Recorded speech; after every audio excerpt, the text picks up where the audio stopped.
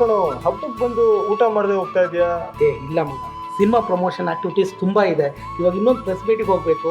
So ಹೀಗಾಗಿ ನಮ್ಮ ಪರವಾಗಿ ನಮ್ಮ ಸಿನಿಮಾಗೆ ಒಳ್ಳೇದಾಗಲಿ ಅಂತ ಗಣೇಶನ್ ಕೇಳ್ಕೊ. ಶಾರ್, ನೀವು ಮಿಸ್ ಮಾಡಿ ಥಿಯೇಟರ್ಗೆ ಬಂದು ನಮ್ಮ ಸಿನಿಮಾ ನೋಡಬೇಕು. ಖಂಡಿತ.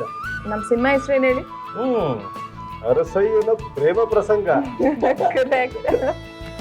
ಸರಿ ಸರಿ, thank you, all the best. Thank you. ಬರ್ತೀವಿ. ಅಮ್ಮ, ಗೌರಿ ಗಣೇಶ ಕೂರ್ಸೋಣವಾ? ಹಾ, ಕೂರ್ಸಿ. ಕೂರ್ಸಿ ಅಲ್ಲ, ಎಲ್ಲ ಒಟ್ಟಿಗೆ ಸೇರಿ ಕೂರ್ಸೋಣ ಬನ್ನಿ.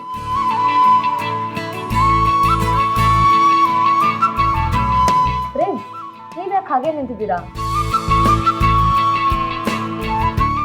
ಗಣೇಶ ಕೂರ್ಸೋಕೆ ನೀವು ಕೈ ಜೋಡಿಸಿ. ಅಯ್ಯೋ, ನಾನು ಯಾಕೆ? ಬನ್ನಿ, ಪರವಾಗಿಲ್ಲ.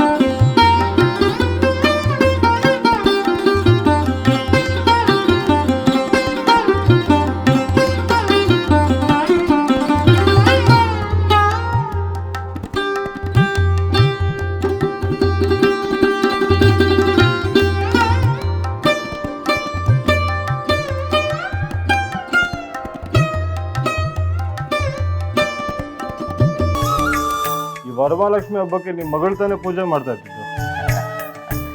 ಅಂದರೆ ಅದು ವರಮಹಾಲಕ್ಷ್ಮಿ ಹಬ್ಬ, ಅಂದರೆ ಅದು ಹೆಣ್ಣು ಮಕ್ಕಳ ಹಬ್ಬ, ಹೆಣ್ಣು ಮಕ್ಕಳು ಪೂಜೆ ಮಾಡ್ತಾರೆ. ಇದು ಗಣೇಶನ ಹಬ್ಬ, ಹಾಗಾಗಿ ಗಂಡು ಮಕ್ಕಳೇ ಪೂಜೆ ಮಾಡಬೇಕು. ನಮ್ಮ ಮನೆಗೆ ಮಗ ಅಳಿಯ ಎಲ್ಲ ನೀವೇ ಅಲ್ವಾ ಅಳಿ ಅಂದರೆ?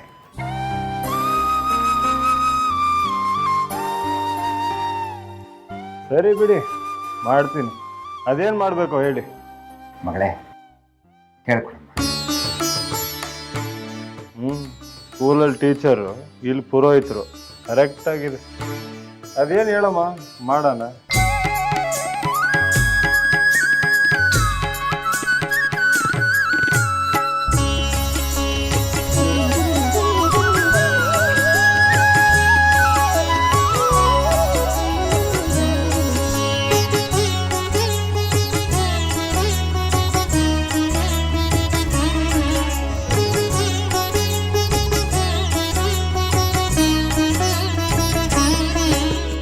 ಗಣಪತಿ ಬಪ್ಪ ಮೋರಯ ಮೋರಯ,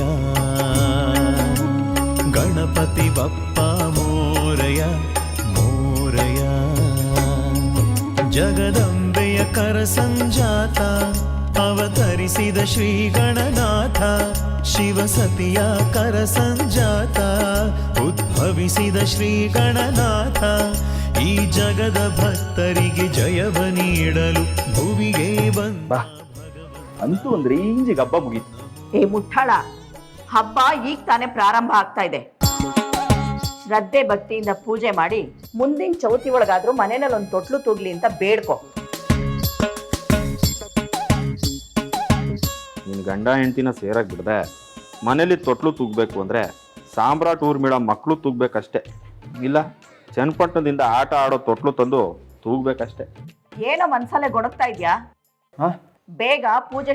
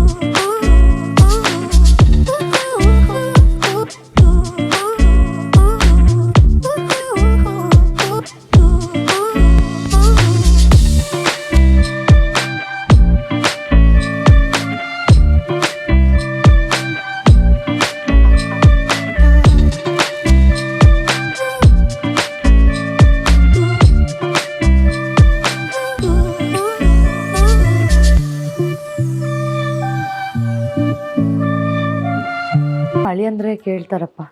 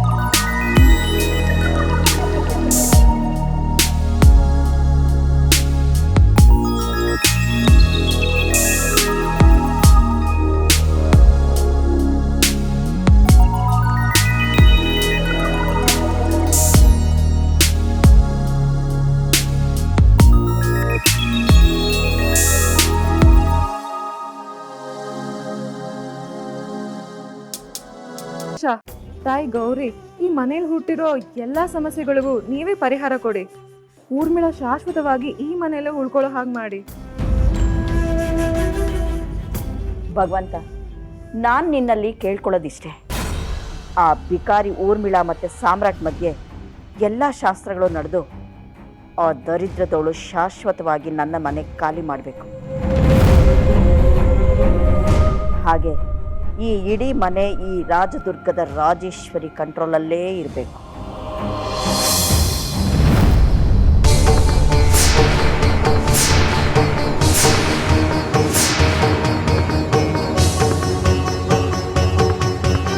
ಅಯ್ಯಯ್ಯೋ, ಯಾರು ಗಣೇಶ್ ಹತ್ರ ಏನು ವರ ಕೇಳಿದ್ರಪ್ಪ? ಎಡಭಾಗದಿಂದ ಹೂ ಪ್ರಸಾದ ಕೊಟ್ಟಿದ್ದಾನೆ. ಬಹುಶಃ ಅವ್ರ ವರ ಹೊಗೆನೆ ಅಲ್ವೇನಮ್ಮ?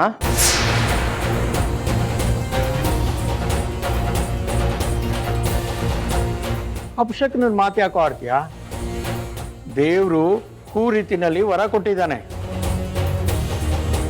ಅದು ಭಗವಂತನ ಯಾವ ಭಾಗದಿಂದ ಬಿದ್ದರೂ ಸರಿ, ಅದರಿಂದ ಕೇಡಾಗಲ್ಲ, ಒಳ್ಳೇದೇ ಆಗತ್ತೆ. ನನಗಾಗ ಅನಿಸ್ತಿಲ್ಲ, ನಿಮ್ಗಾಗ ಅನ್ಸಿದ್ರೆ ನನಗೆ ಗೊತ್ತಿಲ್ಲ. ನನ್ನ ಗಂಡ ಹೇಳ್ದಾಗೆ ಗಣೇಶ ನನ್ನ ಬೇಡಿಕೆಗೆ ವರ ಅನುಗ್ರಹಿಸಿದ್ರೆ ಸರಿ. ಅದರ ಬದಲಾಗಿ ಅದು ಶಾಪ ಆದರೆ ಊರ್ಮಿಳಾ ನನ್ನ ಮನೆಯಲ್ಲೇ ಉಳಿದು ಬಿಡ್ತಾಳೆ. ಇಲ್ಲ ಇಲ್ಲ, ಯಾವುದೇ ಕಾರಣಕ್ಕೂ ಹಾಗಾಗಬಾರ್ದು.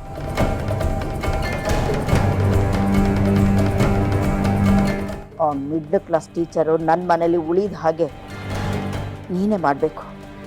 ಈ ವಿಷಯದಲ್ಲಿ ನಾನು ಯಾರನ್ನು ಬೇಕಾದರೂ ಎದುರು ಹಾಕ್ಕೊಳ್ತೀನಿ. ಅಗತ್ಯ ಬಿದ್ದರೆ ನಿನ್ನನ್ನು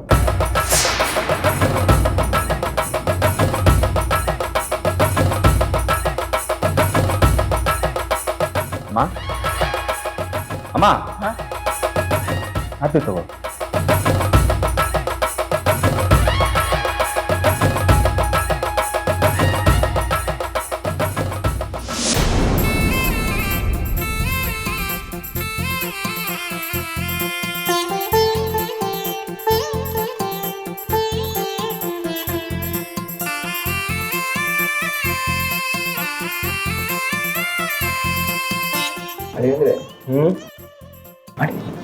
ಏನು, ನಾನು ಯಾವ ತಪ್ಪು ಮಾಡಿಲ್ಲ.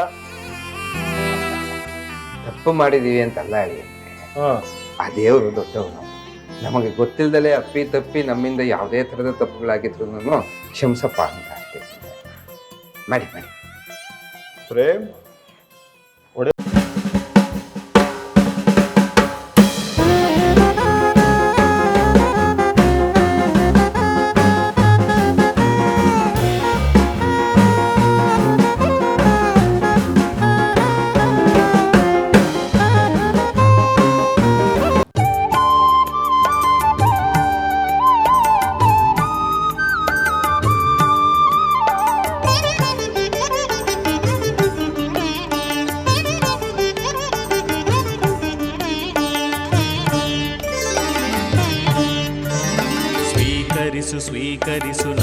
ಮಹಾಗಣಪ.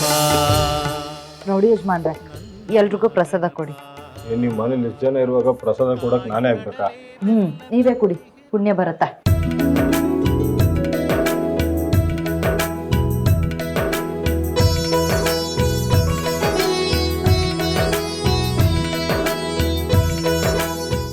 ಎಕ್ಸ್ಕ್ಯೂಸ್ ಮೀ, ಇಲ್ಲಿ ಹ್ಯಾಂಡ್ ವಾಶ್ ಎಲ್ಲಿದೆ?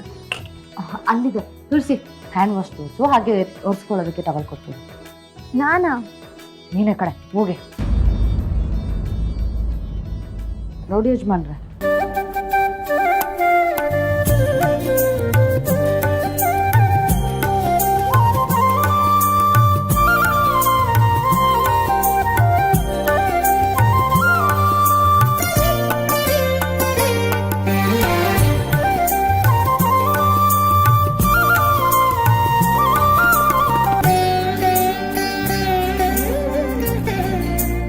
ಗೌರಿ ಗೌರಿ ಬಾಗ್ನ ತಗೋ.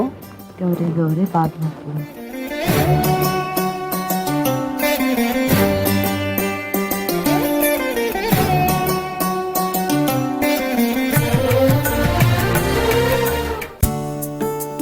ನಂದಿನಿ, ನಂದಿನಿ, ಬಂದಾತ? ಕುತ್ಕೊಳ್ಳಿ. ಯಾಕತ್ತ? ಹೇಳ್ತಾ ಇದ್ದೀನಲ್ಲ ಕುತ್ಕೋ ಅಂತ. ಹೇಳಿದ್ರೆ ನೀನ್ ಏನು ಕೇಳಲ್ಲ ಅನ್ಸುತ್ತಲ್ಲ? ಅಮ್ಮ ಇಟ್ಟಿದ್ರೆ ತಾನೆ, ಬಾಯ್ ಮುಚ್ಕೊಂಡು ಕುತ್ಕೋ.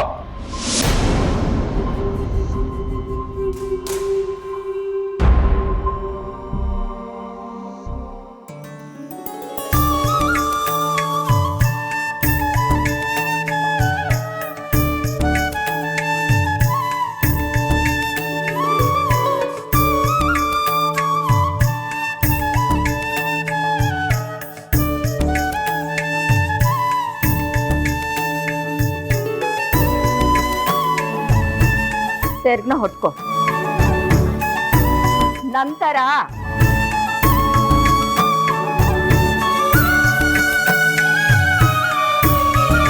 ಸೆರ್ಗೊಡ್ಡೀಗ ಈ ಬಾಗ್ಣನ ನನ್ನ ಕಡೆಯಿಂದ ನಿನಗೆ ಕೊಡ್ತಾ ಇದ್ದೀನಿ. ಯಾಕೆಂದ್ರೆ ಸದ್ಯಕ್ಕೆ ನನಗೆ ಮಗಳು ಸೊಸೆ ಎರಡು ನೀನೇ.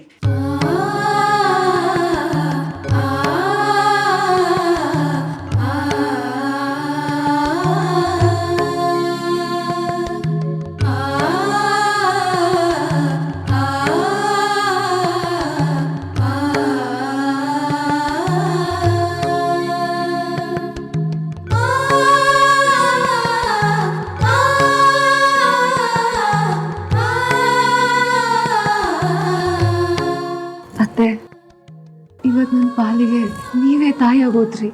ಇರ್ಲಿ ಇರ್ಲಿ. ನೋಡ್ ನಂದಿನಿ, ನಿನಗೆ ಸಿಗ್ಬೇಕಾದ ಎಲ್ಲ ಯೋಗ್ಯತೆನೂ ನಾನು ನಿನಗೆ ಕೊಟ್ಟಿದ್ದೀನಿ. ಸಾಯೋವರೆಗೂ ಈ ನಿಯತ್ನ ನೀನ್ ಕಾಪಾಡ್ಕೊಂಡು ಹೋಗು. ಈ ರಾಜೇಶ್ವರಿ ಹೇಳ್ದಾಗ ಕೇಳ್ಕೊಂಡು ನನ್ನ ನೆರಳಲ್ಲಿ ಬದುಕೋದನ್ನ ಕಲಿ.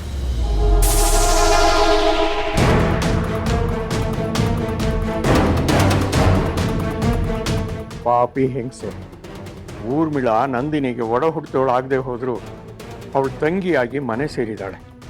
ಜೊತೆಗೆ ನಂದಿನಿಗೆ ತಾಯಿ ಸ್ಥಾನದಲ್ಲಿ ನಿಂತು ಬಾಗಿನ ಸಿದ್ಧ ಮಾಡೋಗಿದ್ದಾಳೆ. ಆ ಬಾಗ್ನನ ನೀನು ಕೊಟ್ಟು ದೊಡ್ಡ ಮನುಷ್ಯಳಾಗೋಕೆ ನೋಡ್ತಾ ಇದೆಯಲ್ಲ, ನೀನೆಂಥ ಸ್ವಾರ್ಥಿ ಇರಬೇಕು. ಮೆಚ್ಚನ ಭಗವಂತ ನಿನ್ನನ್ನು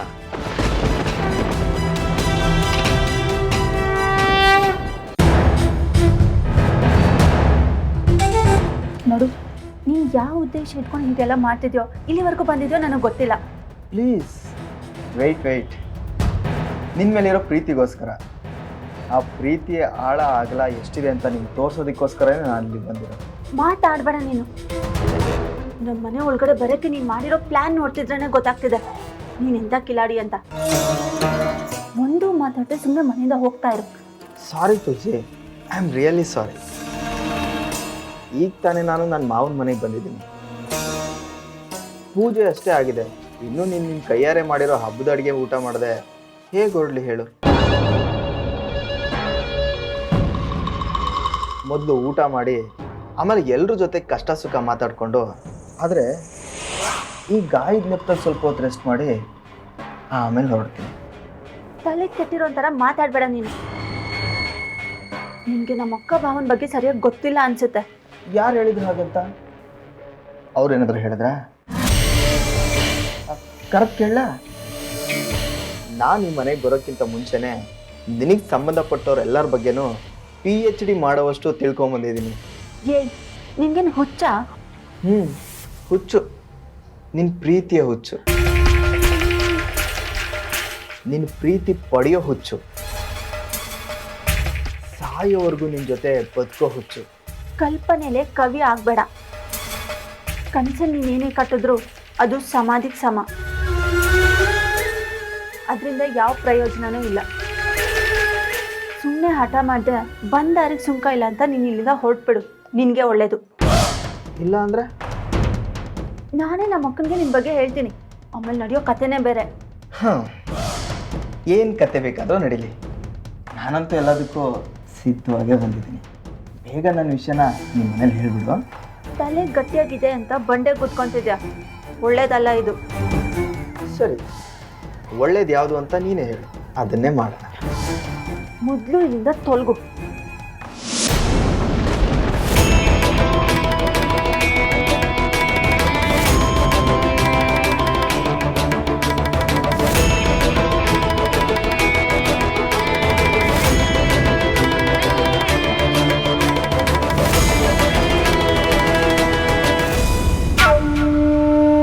ಬಿಟ್ಟು ನನ್ನ ಕೈನ. ಮನೇಲಿ ಎಲ್ರೂ ಇರುವಾಗ ಏನ್ ನಿನ್ ಕಿತಾಪತಿ? ಪ್ರೀತಿಯಿಂದ ಕೈ ಹಿಡ್ದಿದ್ದೀನಿ ಅಂದಮೇಲೆ ಬಿಡೋ ಮಾತೇ ಇಲ್ಲ. ನಿಮಗೊಂದು ವಿಷಯ ಗೊತ್ತಾ? ಹಿಂದಿನ ಕಾಲದಲ್ಲಿ ವಯಸ್ಸಿಗೆ ಬಂದಿರೋ ಹುಡುಗಿ ಕೈ ಹಿಡ್ಕೊಂಡ್ರೆ ಪಾಣಿಗ್ರಹಣ ಅಂತ ಇದ್ರು.